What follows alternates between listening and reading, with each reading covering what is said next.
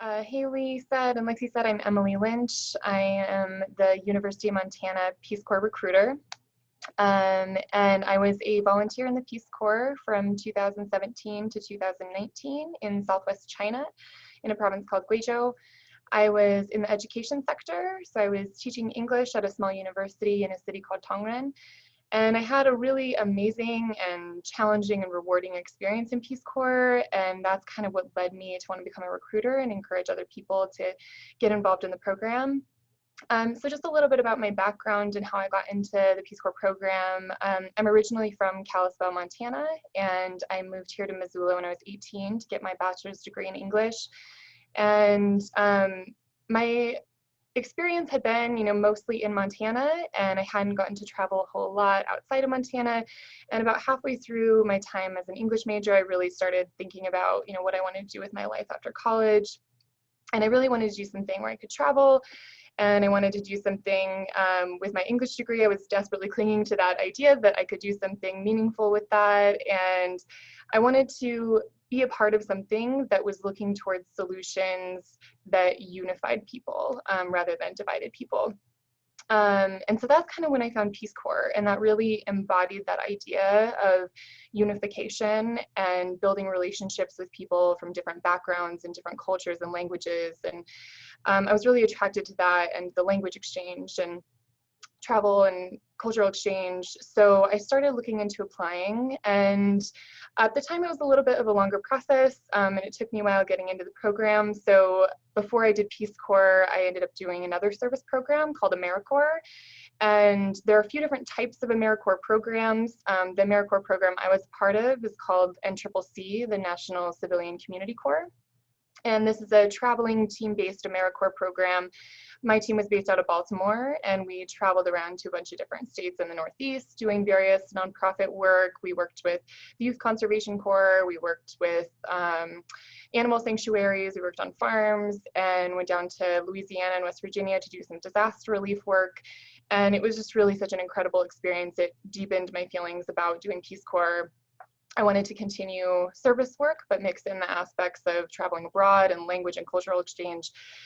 So I continued and got my application in. And when you apply to Peace Corps, you can apply to a specific country, or you can apply for your top 3 countries, or you can put out kind of a blanket application, just saying, send me wherever I'm needed most. And this is what I did, because not only does it increase your chances of acceptance if you're just willing to go anywhere and you're flexible, but you can really fulfill those Peace Corps goals in any country. And that's what I really wanted to do. And so I submitted my blanket application kind of with the idea that I was probably going to a Spanish-speaking country, because I had a lot of Spanish in school and really highlighted it on my resume and interview. So when I got my invitation for mainland China, I was like, shoot, like I don't know anything about China. I know no Chinese at all. So it's going to be a big challenge, but I was still very excited and got on the plane and headed over to China to start training. So it's a 27-month program, and the first 2 to 3 months are going to be spent training. You'll be in your host country with your cohort, so everybody going to the country at the same time as you to volunteer, you get to train with those first 2 to 3 months. During this training period, you'll get training in language. It's pretty intense training. We had about 5 to 6 hours a day, 6 days a week Mandarin. Which is really intense, but it's really great. You get to work in small groups with native speakers. You get to get sent out on kind of field trips to practice. We got sent to a few Chinese marketplaces to try and practice. When we first learned how to say different types of fruits, just going around saying like, is this an orange? Is this a potato? And it was a really great way to immerse yourself in the language and get that language practice. You also receive cross-cultural training during this time. So they try and help you anticipate some things that are going to be different than the cultural norms in the US. So some things that might be considered offensive in your host country that aren't in the US, and vice versa, that are important to know right off the bat. And you also receive technical training during this time. So this is training specific to the job you'll be performing. There's 6 different sectors that you can work in Peace Corps. You can work in agriculture, education, health, environment, community economic development, or youth and development. So there's a really broad range of things that volunteers can do in Peace Corps. I think a lot of people have this idea, all Peace Corps volunteers are English teachers, or all Peace Corps volunteers work on farms. But there's really a huge variety of work you can do. We have people working in water sanitation programs, AIDS prevention programs. We have people teaching English, physics, math. We have people working with small businesses, helping them to get their businesses off the ground or promote their products in the community. So there's a really large variety of things you can do. So we highly encourage people from all backgrounds, all majors, all ages with different experiences to apply to the program if you're interested. And during this time, you really get great technical training. So whatever job it is you're going to be performing, they try and set you up for success during this 2 to 3 months. So after this training, you will all be dispersed. All the volunteers will go to different parts of your host country. Like I said, I was sent down to Guizhou province, which is a southwest province in China. It's very rural by Chinese standards, so still a lot of people, but not nearly as much as other places in China. A lot more countryside, a lot more jobs that are agricultural in nature, and resources are very limited in Guizhou province. It is one of the poorest places in China. I will say it is the most beautiful province in China and has the best food, awesome sourfish soup. So if you ever have the chance to travel over to China, I highly recommend Guizhou.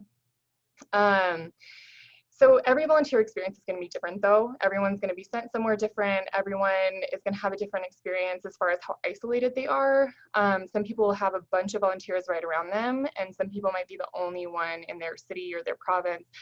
I had one other volunteer who was about a 40-minute taxi ride for me, and then the next closest volunteer was about a 13-hour train ride. So we were pretty isolated in Guizhou. I ended up really liking that. Personally, I felt, I was really able to immerse myself in the Guizhou culture that way. But there are pros and cons to both. So everyone's going to experience something different as far as that, and as far as living conditions. Some volunteers are living in yurts, some in huts, some in apartments, some in houses with host families. I had a very traditional Chinese apartment. Everybody's experience will just be a little different, but I think that's a really cool part of the program because you really get to experience what people in your community are living like. And that's kind of the whole part of it, is trying to figure out, what another community is like and how they function and how they live. So everybody's going to have a different experience. As far as that, another really unique part of the program is the amount of time that you're able to spend living in that community and working in that community. Like I said, it's 27 months. You have 2 to 3 months training and then 2 years of service. And 2 years can sound like a lot of time. It can be a bit daunting. It is a long time, but I will say it goes by really quickly. And I think that it can be a little difficult in just a few weeks or a month to create really sustainable relationships and projects, but 2 years really gives you the amount of time to create sustainable projects and relationships and to travel. While I was there, I got very lucky and I got to travel all over China.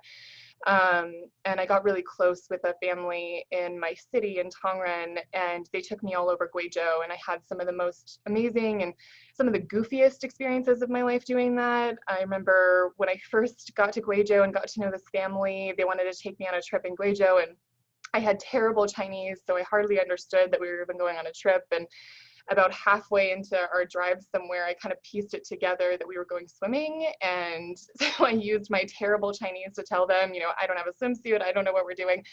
And we ended up taking this hour-and-a-half detour down this dirt road to this chicken farm where this lady just had a plastic bag full of swimsuits for me to choose from. So I ended up getting this toddler-sized bright floral swimsuit, and super embarrassing, but went out to this beautiful little swimming hole, and there was a waterfall, and it ended up being an amazing day. And it just ended up being so many experiences like that, with that family traveling on Guizhou and getting to know the Guizhou culture that way. And beyond that, I got to travel on my own outside of Guizhou so much and really see how diverse China is, which I think is something I didn't think about before I went to China. I thought of the US is very diverse, and I thought of China as very homogenous. And it really isn't. You know, every province has its own culture, has a, you know, very different landscapes, different dialects, different food, and it's really great to be able to have that amount of time to see that. And China was such a huge country, I didn't think I would be able to, but 2 years provides so much opportunity. And I got to go up to like Gansu province, which borders Mongolia, and go on the sand dunes and see the desert, and spend some time in Sichuan province eating the spicy tofu and hanging out with the pandas, and you know, go over to Beijing and Shanghai and kind of see that side of China that's very different and more portrayed in the media, and hop over to Hong Kong and Taiwan and see how incredibly different they are from mainland China. So that 2 years, although, you know, it sounds daunting, just provides so much opportunity. And beyond travel, you know, like I said, creating sustainable projects and relationships takes time. And I think it took my whole first year of being there to really even get a good feel for the community, and then be able to create really good projects that I think would last, and relationships. While you're working in Peace Corps, you'll have one primary project, so mine was teaching English, but you'll also have the opportunity to do secondary projects. And these are a little more flexible. These are things that you can really be creative and have fun with. They might be something that just the volunteer is interested in. It might be something, if you have students, your students have expressed interest in, or maybe a volunteer goes into a community and sees a need and a want for something that they can fulfill through a club or a project, and they can facilitate that. So there's a lot of flexibility with these secondary projects. I had 2 main secondary projects while I was a volunteer. I had a cooking club, which was a whole lot of fun. I would meet with a group of students once a week, and I would teach them how to make one Western dish, and they would teach me how to make one Chinese dish. And it was just a really nice way to have a relaxed atmosphere where they could practice their English, I could practice Chinese, we could eat good food. And it was also just super fun to see how excited people could get about mashed potatoes or a peanut butter and jelly sandwich. And so it was just a whole lot of fun. And my other secondary project I did taught me a little bit more about sustainability in projects. I was really shocked when I got to my site to see how many of my students were female. I had about 95% of my students were female.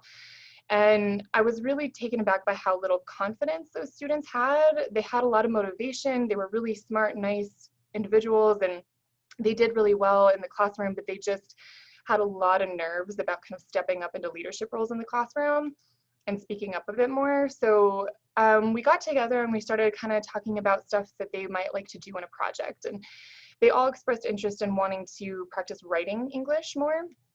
So we decided to put together a women's magazine.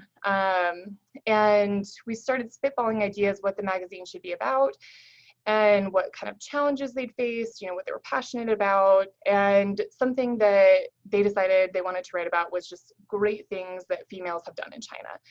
And so the magazine ended up being a mixture of everything from personal stories of achievement from our student accomplishments to stories about big female entrepreneurs in China who are selling products internationally.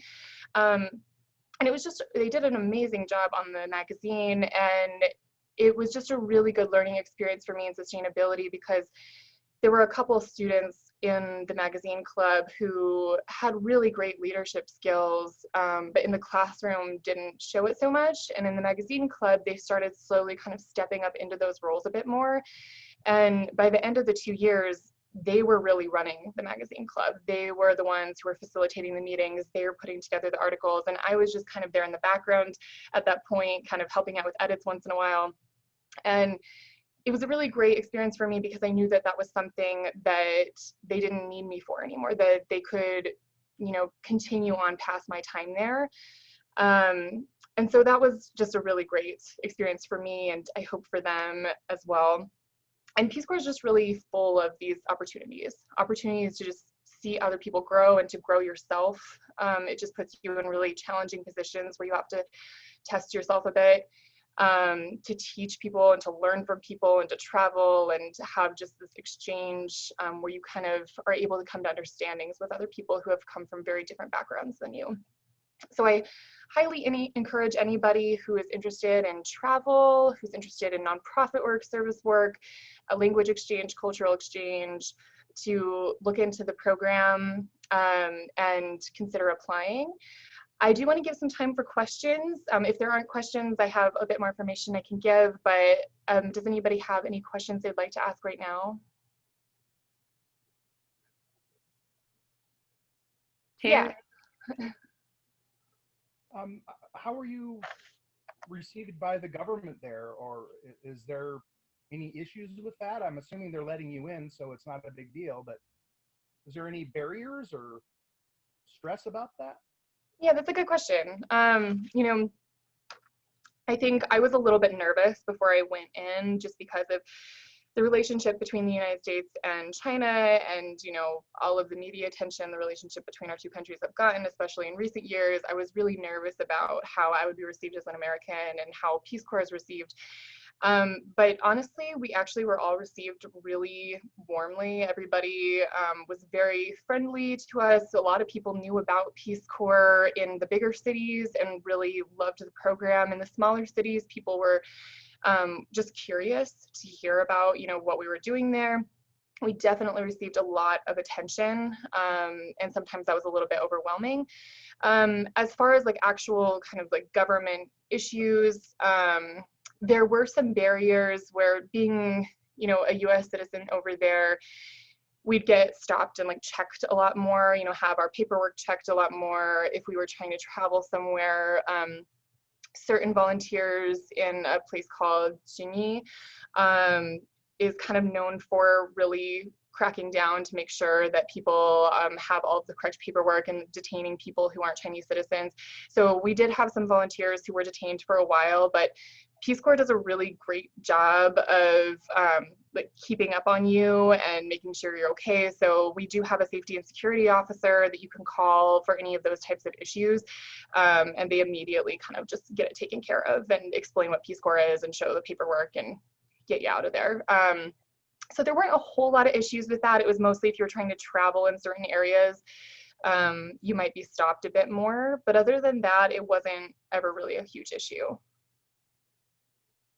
It's amazing in countries, the perception of what we tend to get from media and the reality of the situation there with the citizenry and interacting with the real people there is a completely different story than what you might perceive on the news or something like that. Yeah, absolutely. And that was something that I felt really grateful for, was that when I initially found out I was going to China, I almost felt a little disappointed because it just wasn't what I had in my head of what Peace Corps was. And now, like, having been through that experience, I'm so glad that that's where I got sent, because, you know, it is a place that's always in the media and you see like pretty much just one side of what China is, and getting to be there for 2 years and actually live with citizens and get to know them and not just the government and not just what's in media. I have a whole new perspective on what China is. You know, I mean, whatever, you know, personal feelings about politics between China and US, that's one thing, but you know, it's a really good reminder that people are people wherever you go. And People are people. That's exactly right. Yeah. Yeah. Yeah. Awesome. Yeah. Yeah, thank you. Any other questions right now? Okay, well, I just wanted to share a couple common questions I get for Peace Corps applicants. A lot of people ask about like safety issues with Peace Corps, and you know, asking if it's a safe program, if the countries we go to are safe. You know, speaking to my personal experience, you know, I always felt incredibly safe, not only in China, but under the Peace Corps umbrella. Like I said, they do have safety and security officers who give you a lot of training. You get a lot of contact information with like the Peace Corps group, but as well as people in your community that you can reach out to if you need something. They also come around and do like checkups on you, and if you have a school, they check in with your school. If you have a project with your community, they check in with your supervisor there. You have medical officers as well that you can reach 24/7, and a lot of contact information for any type of medical scenario. And they even make you memorize a song that has all of the phone numbers in it during your training. So personally, I always felt really safe, and I feel like Peace Corps does a really great job of making sure that safety is #1 priority for their volunteers. And as far as the countries that we send people out to, there is a place on the Peace Corps website, which is just peacecorps.gov, where you can go to each of the Peace Corps countries and you can see like crime stats, and you can see like crime stats in this country versus globally, and crime stats in the Peace Corps site versus the rest of the country. And it usually puts people's mind at ease, because I think that just the fear of the unknown is greater than what the reality is. And I think usually being able to look through those stats and see like, okay, actually this country has lower crime stats than the US usually, puts people's mind at ease. And, I think it's just hard to, if you haven't been to the country before, to understand if it's going to be a safe place or not, but being able to see those stats, I think, helps. Another question that I get a lot is, what is the best country to go to?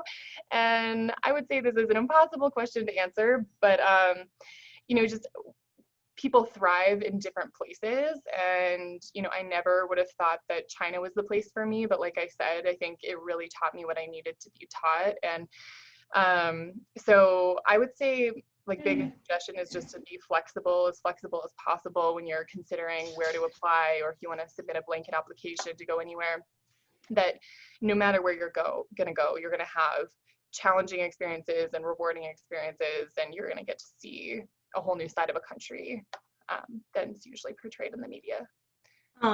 Mark sent me a question. It's, did you have any interaction with Senior Corps? And if so, what is your impression? I have not had any interaction with Senior Corps. I don't know if anybody else on here has. You can jump in. But no, I have not had any interaction, so I don't know much about it. Sorry.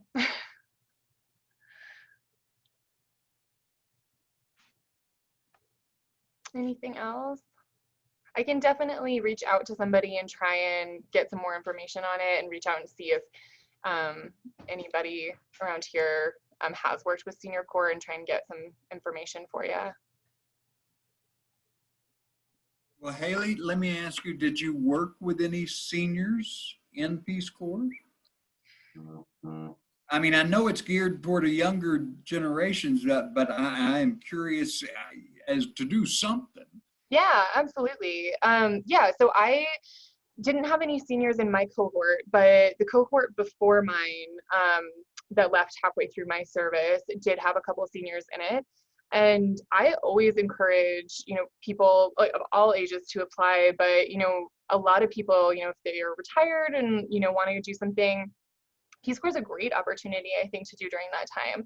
And I think it is really valuable because you can bring a different perspective than, if we only have, one age group constantly going, it's great, but it's only, one age group's perspective. And being able to have a variety of age groups and variety of different backgrounds and, educational experience and, hands-on experience in different things, I think is always valuable, especially in something like Peace Corps. So yeah, I highly recommend it to people of all ages. I might have missed it at the beginning, but I'm assuming that Peace Corps is paying for all your travel, and do you get some kind of a stipend while you're there, or? Yeah, that's a good question. Yeah, so it's professional volunteering, but they do give you a stipend while you're there, and it's supposed to be about the average of whatever the community you're living in is. So it's definitely enough to you feed yourself and get by and even save a little bit to travel. And then they provide housing for you as well, so you don't have to pay for housing expenses. And they pay for your travel expenses to the country and back to the US, as well as to any trainings that you might have to go to if you have to go to another city in your host country to go to training. They pay for that. The only travel they don't pay for is like personal, like vacation travel. But you also do receive, it's 2 days vacation per month that you're there. So it ends up actually really adding up over the 27 months that you're there. So you get vacation time, you get a stipend.